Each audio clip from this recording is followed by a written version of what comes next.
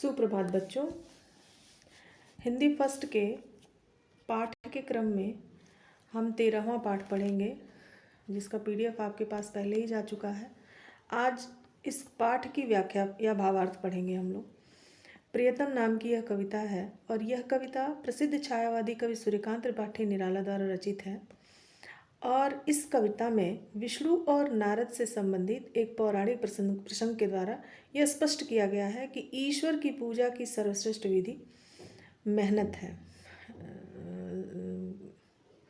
अपने दायित्वों का निर्वाह करते हुए ईश्वर को स्मरण रखना ही सबसे बड़ी पूजा है। पूजा पाठ करने वाले की अपेक्षा कर्तव्य पालन करने वाला ही प्रभु को अधिक प्रिय होता है और वही उसका प्रियतम अथवा भक्त होता है। आइए पाठ को यूं पढ़ते हैं। एक दिन विष्णु जी के पास गए नारद जी। पूछा, मृतलोक में कौन है पुण्यश्लोक, भक्त तुम्हारा प्रधान। विष्णु जी ने कहा, एक सज्जन किसान है, प्राणों से प्रियतम, उसकी परीक्षा लूँगा। हंसे विष्णु सुनकर यह, कहा कि ले सकते हो। अब स्पष्ट है कि एक दिन विष्णु जी के पास नारद जी गए और पूछे कि इस मृत्युलोक में कौन ऐसा है जिसे आप अपना परम भक्त मानते हैं। विष्णु जी ने कहा कि एक सज्जन सा किसान है, बड़ा भलमानुस है, वही मेरे प्राणों से प्यारा भक्त है। तो यह बात सुन करके नारद जी कहते हैं कि मैं उसकी परीक्षा लूँगा। विष्णु भगवान को यह सुन करके हंसी आती है और वो कहते हैं, ठीक, तुम परीक्षा ले सकते हो।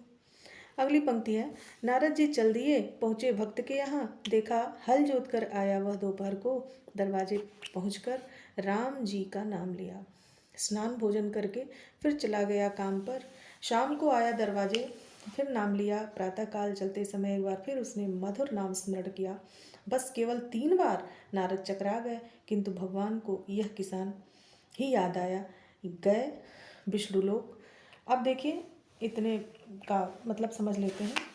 नारद जी ने देखा कि किसान दोपहर को हल जोत कर दरवाजे पर पहुंचा और राम जी का नाम लिया। स्नान भोजन करके फिर काम पर चला गया। शाम को आया दरवाजे पर, फिर भगवान का नाम लिया। प्रातःकाल चलते समय एक बार फिर उसने मधुर नाम का स्मरण किया। मधुर नाम किसका? ईश्वर का नाम स्मरण किया। अब देखिए क्या होता है। बोले भगवान से देखा किसान को दिन भर में 3 बार उसने लिया है। अब इनको ये लगा कि भाई तो दिन भर में बस 3 ही बार भगवान का नाम लिया है और इतना प्रिय क्यों है। तो बोले विष्णु, नारद जी, आवश्यक दूसरा एक काम आया है, तुम्हें छोड़कर कोई और नहीं कर सकता। विष्णु भगवान ने कहा कि नारद जी, मुझे तो एक बड़ा ज़रूरी काम आ गया है, आपको छोड़कर इसको कोई और नहीं कर सकता। अब देखिए क्या होता है।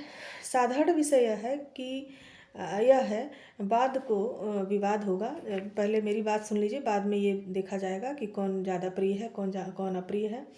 तब तक यह आवश्यक कार्य को पूरा कर लीजिए। तेल पूर्ण पात्र लेकर प्रदक्षिणा कर आइए भूमंडल की। तो तेल से भरा हुआ एक पात्र होता है, एक बर्तन, उसको